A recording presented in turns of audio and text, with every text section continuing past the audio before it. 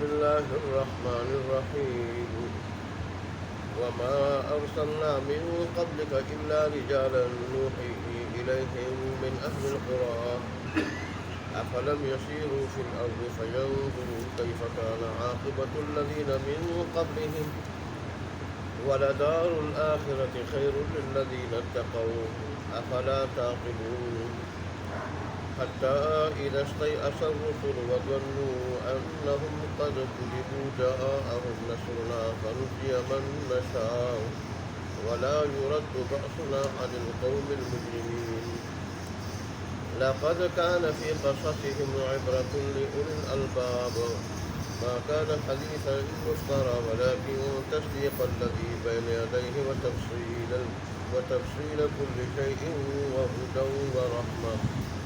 وهدى ورحمة لقوم يؤمنون صدق الله مولانا العظيم وصدق رسوله النبي الأمي الكريم ونحن على ذلك لمن الشاهدين والشاكرين والحمد لله رب العالمين. گزشتہ آیات میں حضرت یوسف علیہ السلام کا واقعہ بیان کرنے کے بعد اللہ تبارک و تعالیٰ نے فرمایا کہ یہ غیب کی خبروں میں سے ہے، غیب کی خبروں میں سے ایک خبر ہے جس کی ہم آپ کی طرف وہی کر رہے ہیں.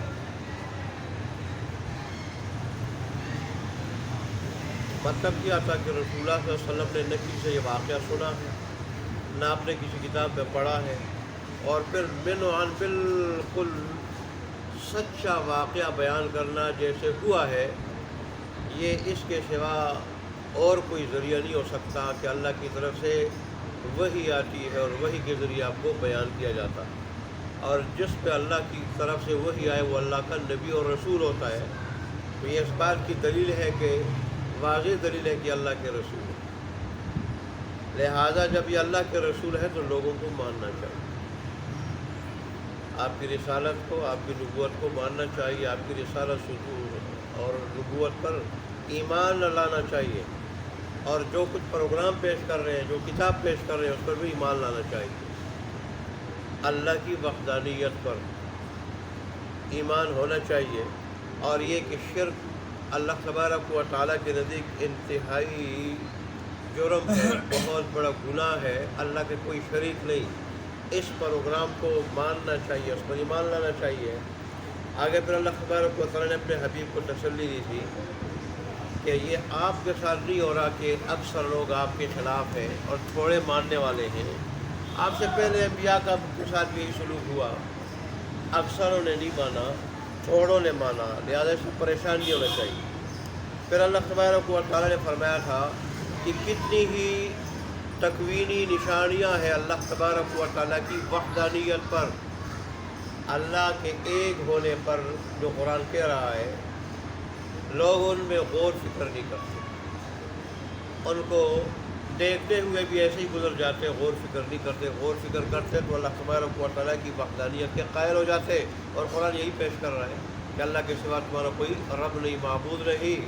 تو اس پروگرام کو مان لیتے، قرآن بھی ایمان لے آتے اور میرے حبیب پہ بھی ایمان لے آتے.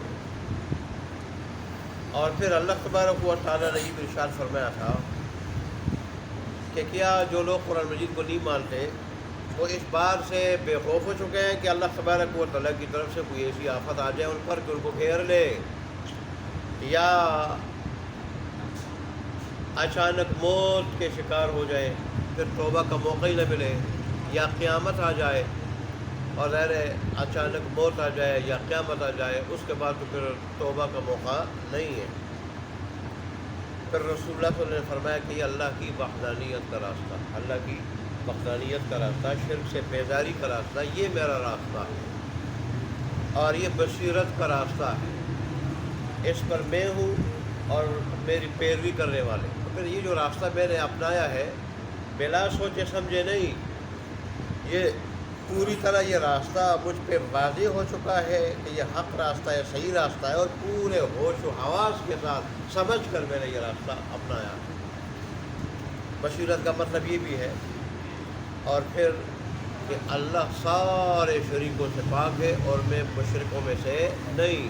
ایسے ہی شرک سے بیزاری کا اعلان فرمایا رسول اللہ صلی اللہ علیہ وسلم. آج کی آیات میں اللہ تبارک و تعالیٰ نے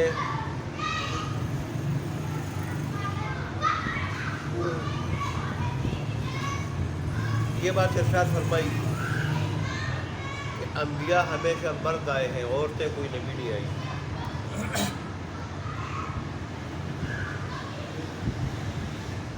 اور دوسری بات یہ کہ انبیاء آئے تو شہروں سے آئے، دیہات سے کوئی نبی نہیں آیا، کیونکہ شہری لوگوں میں جو تہذیب و تمدن ہوتی ہے وہ دیہاتی لوگوں میں نہیں.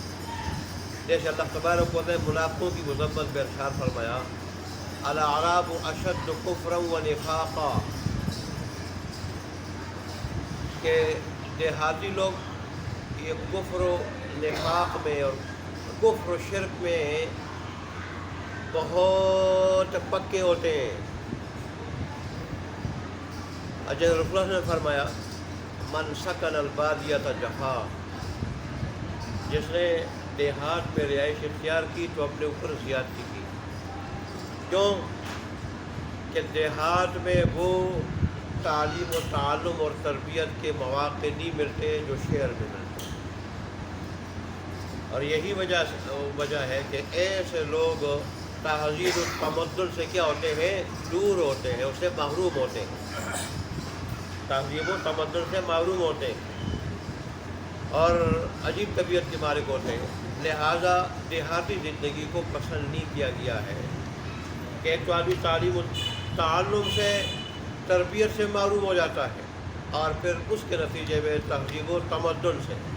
تو اس لیے اللہ نے نبی بھیجا تو مردوں میں سے عورتوں میں نہیں، کیونکہ عورت جو ہے نا وہ اپنی مخصوص صفات کی وجہ سے نبوت اور رسالت کی اہل نہیں ہے. یہ ایک اہم اور مشکل کام ہے، اہم اور مشکل کام ہے، جس کے لیے بڑی تکلیفیں اٹھانی پڑتی ہیں، جہاد کرنا پڑتا ہے، بڑے بڑے معرکے سر کرنے پڑتے ہیں. تو اس کے لیے مرد کی قوت اور اس کا حوصلہ چاہیے، اس کی برداشت چاہیے. مرد اور عورت دونوں کا دائرہ کار مختلف ہے اور اللہ نے دونوں میں فطرتاً امتیاز رکھا ہے. آج جو حقوق نسواں کا یہ جو برملا نعرہ لگایا جا رہا ہے یہ صحیح نہیں. جیسے ظاہر ہے فطرتاً ان میں اللہ نے امتیاز رکھا ہے، فطرتاً یہ دونوں برابر نہیں ہیں اور دائرہ کار دونوں کا مختلف ہے. مردوں کے ذمے باہر کے کام ہے، باہر کے اور ظاہر باہر کے کاموں کے لیے کبھی سفر بھی کرنا پڑتا ہے، کبھی ملک میں کبھی بیرونی ملک. عورت جو ہے نا اس کو تو حکم دیا گیا ہے وَقَرْنَ فِي بُيُوتِكُنَّ، تم اپنے گھروں کے اندر ٹکی رہو، گھروں کے اندر رہو، گھروں کے اندر قرار پکڑو. تمہارے ذمے کیا ہے؟ اولاد کی تربیت پرورش کرنا، اولاد کی تربیت و پرورش کرنا یہ تمہاری ذمہ داری ہے اور گھر کے نظام کو چلانا ہے. لیکن اس سے اندازہ لگا لیں عورت تو بغیر خاوند اور محرم کے حج جیسے فریضے پہ بھی نہیں جا سکتی، حج جیسے فریضے پہ بھی نہیں جا سکتی. جب ایسے ملک ایسی جگہ رہ رہی ہے کہ حج تک اور اس کے گھر کے درمیان حج جہاں ادا کیا جاتا ہے وہاں اور اس کے گھر کے درمیان سفر شرعی ہو تو وہ بغیر محرم اور خاوند کے حج کے لیے نہیں جا سکتی. اور یہاں تک کہ اپنا خرچہ اگر اس کے پاس ہے محرم کا یا خاوند کا نہیں تو بھی اس کے اوپر حج فرض نہیں ہے. تو اتنا کچھ ہے. پھر چاہے کہ وہ تجارت کے لیے نکلے، چاہے کہ ملازمت کے لیے نکلے اور پھر مردوں کے ساتھ ایک مخلوط نظام میں، مخلوط ماحول میں بیٹھ کے ملازمت کرے تو اس کی اجازت کہاں مل سکتی ہے؟ شریعت کی طرف سے عورت کو صرف اس صورت میں کمائی کی اجازت مل سکتی ہے، اور وہ بھی بڑے پردے کے ساتھ، اور وہ بھی دن کے حصے میں جائے، رات کا اکثر حصہ گھر میں گزرے، دن میں جائے، روشنی میں جائے، کب کہ کوئی کمانے والا نہ ہو، اور عورت کے لیے کوئی ذریعہ آمدن اس کے علاوہ کوئی اور بھی نہ ہو، کوئی اور ذریعہ آمدن نہ ہو، کوئی کمانے والا نہ ہو، تو اس صورت میں عورت پھر پردے کے ساتھ کمائی کے لیے جا سکتی ہے، بشرطے کہ اور فتنے نہ ہو، ایسا مخلوط نظام نہ ہو۔ لیکن آج کل جیسے گورے نے یہ نعرہ بلند کیا تھا، آج مسلمان بھی وہی نعرہ لگا رہے ہیں کہ مرد کے شانہ بشانہ اس کو ہونا چاہیے، شانہ بشانہ، اور اس شانے بشانے نے ہمارا نظام برباد کر دیا ہے۔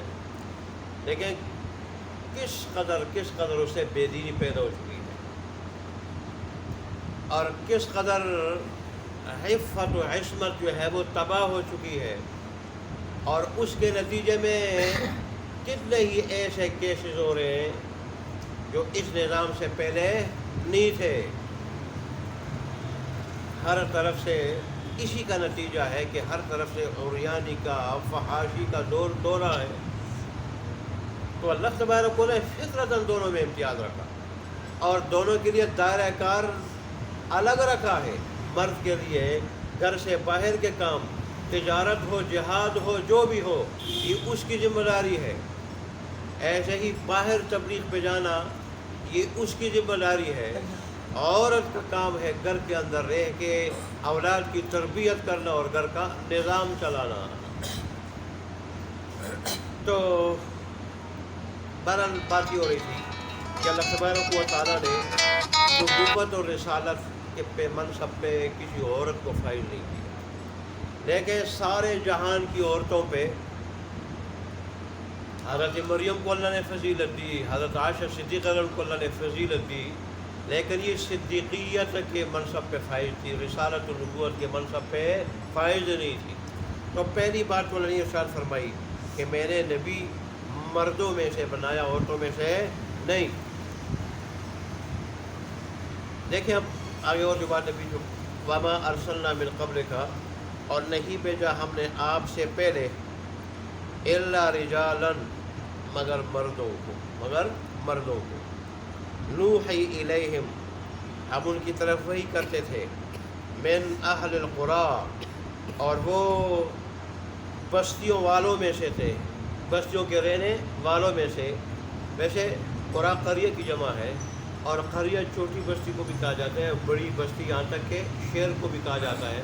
جیسے طائف کو اور مکہ کو قرآن میں قریتین کہا گیا ہے، کہ مکہ کے لوگ کہتے کہ اللہ نے نبی کو بھیجنا تھا تو ان قریتین، ان دونوں بستیوں یعنی مکہ سے اور طائف سے اللہ نے نبی کسی سردار کو کیوں نبی بنا کر نہیں بھیجا؟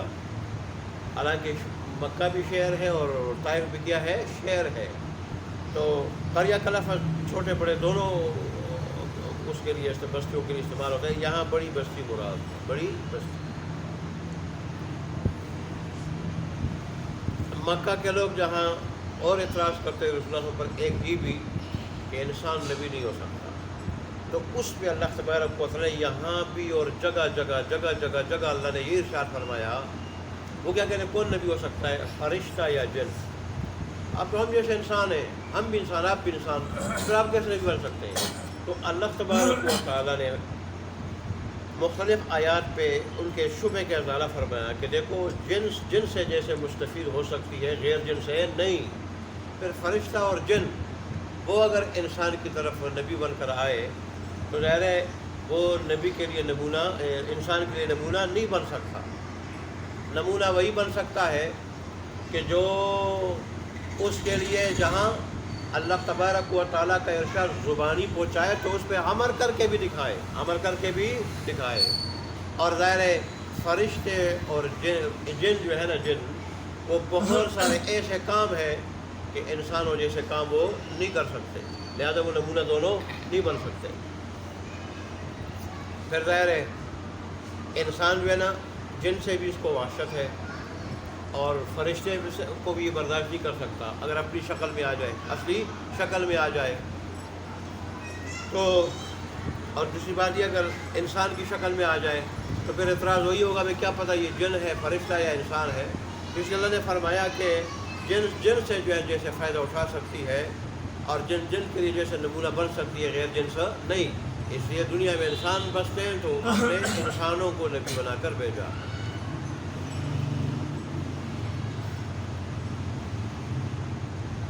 افلم یسیروا فی الارض، کیا یہ نہیں چلے پھرے زمین میں، فینظروا، بس دیکھتے، کیف کان عاقبۃ الذین من قبلہم، کیسا ہوا انجام ان لوگوں کا جو ان سے پہلے گزرے ہیں، جنہوں نے اللہ کی بغاوت کی، نافرمانی کی۔ اللہ نے مہلت بھی بڑی دی لیکن آخر پھر اللہ تبارک و تعالیٰ نے ان کو تباہ بھی کیا، ہلاک بھی کیا۔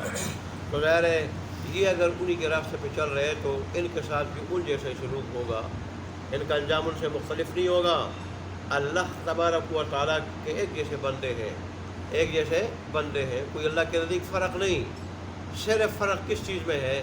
فرق ایمان، نیک اعمال اپنانے اور نہ اپنانے میں۔ جو اپنائے ایمان کو، نیک اعمال کو، اللہ کے نزدیک مقرب ہے، اور جو اس کو نہ اپنائے وہ اللہ تبارک و تعالیٰ کے نزدیک ہے، مبغوض ہے۔ باقی بیچ میں اگر یہ نہ ہو تو پھر تو سارے اللہ کے ایک جیسے بندے۔ اسی پر محبوبیت کا اور غیر محبوبیت کا مدار ہے۔ وَلَدَارُ الْآخِرَةِ خَيْرُ الَّذِينَ اتَّقَوْا، اور البتہ آخرت کا گھر بہت بہتر ہے ان لوگوں کے لیے جو دنیا میں متقی پرہیزگار بنے رہے، اللہ تبارک و تعالیٰ اس کے حبیب کی مخالفت سے بچتے رہے، اور اللہ تبارک و تعالیٰ کی مان کے چلتے رہے۔ افلا تعقلون، پس تم سمجھتے کیوں نہیں ہو؟ آگے اللہ تبارک و تعالیٰ نے جو اگلی آیت ہے اس میں بھی رسول اللہ صلی اللہ علیہ وسلم کو تسلی دی کہ دیکھیں سابقہ انبیاء کو تو اللہ تبارک و تعالیٰ کی طرف سے ان پہ اتنی آزمائشیں آئیں کہ کافر ان کو ستاتے رہے، وہ اللہ کا پیغام پہنچاتے رہے اور سزا کی وعید سناتے رہے، یہاں تک کہ اتنا عرصہ گزرا، اللہ تبارک و تعالیٰ کی طرف سے اتنی لمبی مدت ان کو مل گئی کہ انبیاء ان کے ایمان سے مایوس ہو گئے، اور کافر یہ سمجھنے لگے کہ یہ جو کہتے رہے کہ اللہ کی طرف سے تمہیں عذاب پہنچ کے رہے گا اور ہماری مدد ہوگی، ان کے ساتھ جھوٹ بولا گیا۔ کافر تو کافر ہے، انہوں نے عمر لیا کہ کوئی عذاب شذاب نہیں تھا، یا انبیاء یہ سمجھتے رہے کہ اللہ تبارک و تعالیٰ کے عذاب کو جو وعدہ ہے اور ہماری مدد کا یہ جلدی ہے، یہ کیا ہے؟ جلدی ہے۔ اور بعد میں جب ان کو طویل مدت مل گئی تو وہ سمجھ گئے کہ بھئی ہم نے اس سمجھنے میں، اللہ کے وعدے سمجھنے میں غلطی کی، اللہ کا وعدہ مطلق تھا کہ تمہاری مدد ہوگی۔ کب ہوگی؟ جب اللہ مصلحت سمجھے، اور ہم نے اس کو جلدی سمجھ لیا۔ اس کا مطلب یہ ہے کہ وہ جلدی ابھی نہیں، اللہ کا وعدہ بھی جلد پورے ہونے والا نہیں، مطلق ہے۔ کب اللہ پورا کرے؟ جب وہ مصلحت سمجھے۔ تو جب وہ اس سٹیج پہ پہنچے تو اس وقت ہماری مدد آئی، اس وقت ہماری نافرمانوں کو پھر ہم نے تباہ کیا اور فرمانبرداروں کو اللہ ہم نے نجات دے دی۔ مطلب ہے اتنی مہلت بھی لمبی ہو جاتی ہے۔ لہذا اگر کہیں اللہ کا وعدہ آنے میں دیر ہو جائے اس کی حکمت کے پیش نظر تو مایوس نہیں ہونا چاہیے، دل برداشتہ نہیں ہونا چاہیے۔ حتی اذا استیأس الرسل، یہاں تک کہ مایوس ہو گیا اللہ کے نبی کافروں کے ایمان لانے سے، وَظَنُّوا، اور انہوں نے گمان کر لیا، انہم قد کذبوا، کہ ان سے اللہ تبارک و تعالیٰ کا وعدہ سمجھنے میں غلطی ہو گئی۔ کیا ہو گئی؟ غلطی ہو گئی۔ جاءہم نصرنا، تو آ گئی ہماری مدد، فنجی من نشاء، بادشاہ۔ اور میں نے جو دوسری بات بتائی کہ کافر یہ سمجھا، تو پھر ترجمہ کیا ہوگا؟ وَظَنُّوا، اور کافروں نے یہ سمجھا۔ حتی اذا استیأس الرسل، تو بات انبیاء کی پوری ہو گئی، یہاں تک کہ اللہ کے نبی مایوس ہو گئے کافروں کے ایمان لانے سے کہ یہ بدبخت ایمان نہیں لائیں گے۔ وَظَنُّوا، اور کافروں نے یہ سمجھا انہم قد کذبوا کہ ان کے ساتھ جھوٹ بولا گیا، ان کے ساتھ جھوٹ بولا گیا، کوئی وعدہ شادہ رب کی طرف سے نہیں۔ یا کافروں نے یہ سمجھا کہ ان انبیاء نے یا ایمان والوں نے جو ہمیں کہا تھا کہ اللہ کا عذاب آئے گا، اللہ کا عذاب آئے گا، تو انہوں نے ہم سے جھوٹ بولا تھا، ہم سے کوئی اللہ کا عذاب نہیں تھا۔ جاءہم نصرنا، آ گئی ہماری مدد، فنجی من نشاء، پس نجات دی گئی اس کو جس کو ہم نے چاہا، ولا یرد بأسنا عن القوم المجرمین، لیکن ہٹایا نہیں جاتا ہمارا عذاب مجرم لوگوں سے۔ مہلت دے رہے تھے، لمبی مہلت مل جاتی ہے، یہاں تک کہ بعض اوقات کافر غلط فہمی کے شکار ہو جاتے ہیں، لیکن عذاب ٹلتا نہیں، آ جاتا ہے۔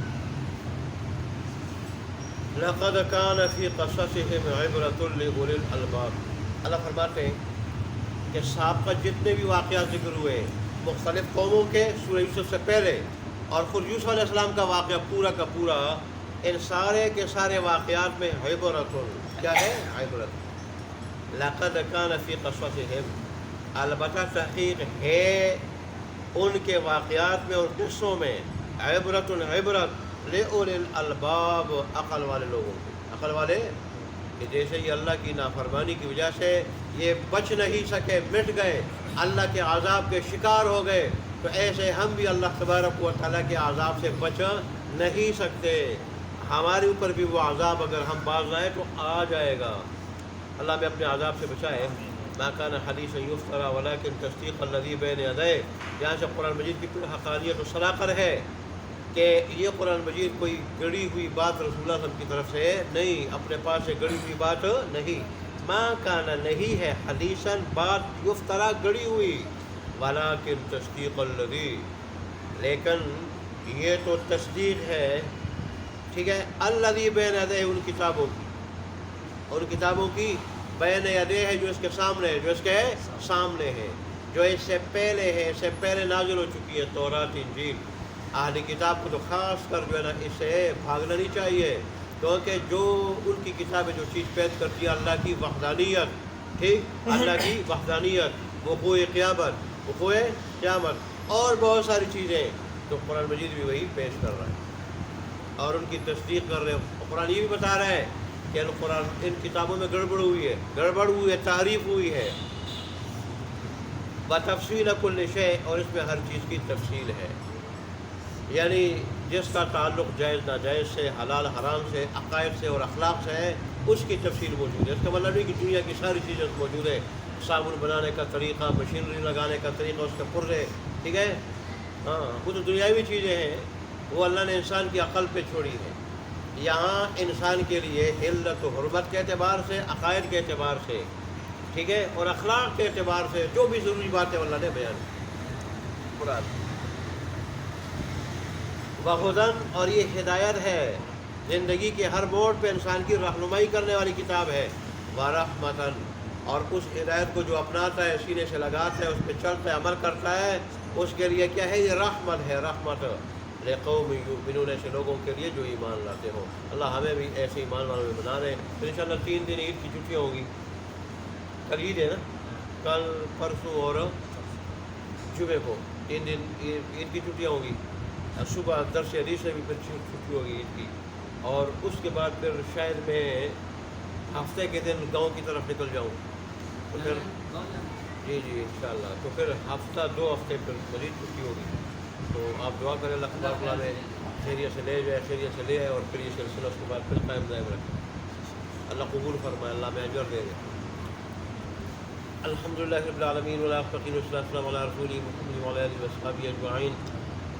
ربنا ظلمنا انفسنا وان لم تغفر لنا وترحمنا لنكونن من الخاسرین۔ ربنا آتنا في الدنيا حسنة وفي الآخرة حسنة وقنا عذاب النار، اللهم إنك عفو كريم تحب العفو فاعف عنا مولانا، اللهم إنا نعوذ بك من فتنة المحيا والممات، اللهم انصر الإسلام والمسلمين، اللهم أعز الإسلام والمسلمين، اللهم انصر من نصر دين محمد صلى الله عليه وسلم واجعلنا منهم، اللهم اخذل من خذل دين محمد صلى الله عليه وسلم ولا تجعلنا منهم۔ اللہ تبارک و تعالیٰ ہمارے ٹوٹا پھوٹا سننا اور قرآن اپنی بارگاہ میں قبول مردود فرما، اور اس میں جو اجر و ثواب آپ نے مقدر فرمایا ہے وہ ہمیں نصیب فرما۔ اللہ تبارک و تعالیٰ آپ سے لے کے مرتے دم تک ہمیشہ ہمیشہ کے لیے ہمیں اپنے دین کی باتیں سننے اور سنانے کی اور پھر ہم اس پر 100% مکمل عمل کرنے کی توفیق عطا فرماؤ۔ اللہ تبارک و تعالیٰ اس مجلس کو ہماری نجات کا ذریعہ بنا دے، ایسی نجات کو اس کے بعد پھر کرنا ہو۔ اللہ تبارک و تعالیٰ جتنے بھی بیمار ہیں تمام بیماروں کو شفا کامل عاجلہ مستمر عطا فرما، جو پریشان حال ہے ان کی پریشانیوں کو دور فرما، جو مقروض ہے ان کو قرضوں سے نجات دے دے۔ اللہ تبارک و تعالیٰ خصوصاً درس والے ساتھیوں میں صحت کے متعلقین میں سے جو بیمار ہے، جو پریشان حال ہے یا کوئی مقروض ہے، ان سب کو ان مصیبتوں سے نجات دے دے۔ ہمیں دنیا آخرت دونوں کی خوشیاں نصیب فرما، دونوں کی مصیبتوں سے بچا، نہ آخرت کی خوشی ابتدائی سے نصیب فرما، نہ آخرت کی مصیبتوں سے ابتدائی سے محفوظ فرما۔ ہم سے راضی ہو جا، ایسا راضی ہو جا کہ پھر کبھی ناراض نہ ہو۔ ہم سے راضی ہو جا، ایسا راضی ہو جا کہ پھر کبھی ناراض نہ ہو۔ ہم سے راضی ہو جا، ایسا راضی ہو جا کہ پھر کبھی ناراض نہ ہو۔ ہماری دعاؤں کو قبول منظور فرما۔ آمین یا رب العالمین یا حی یا قیوم۔ ربنا تقبل منا انك انت السميع العليم وتب علينا انك انت التواب الرحيم وصلى الله تعالى على خير خلقه محمد وعلى اله وصحبه اجمعين برحمتك يا ارحم الراحمين. جزاكم الله خيرا.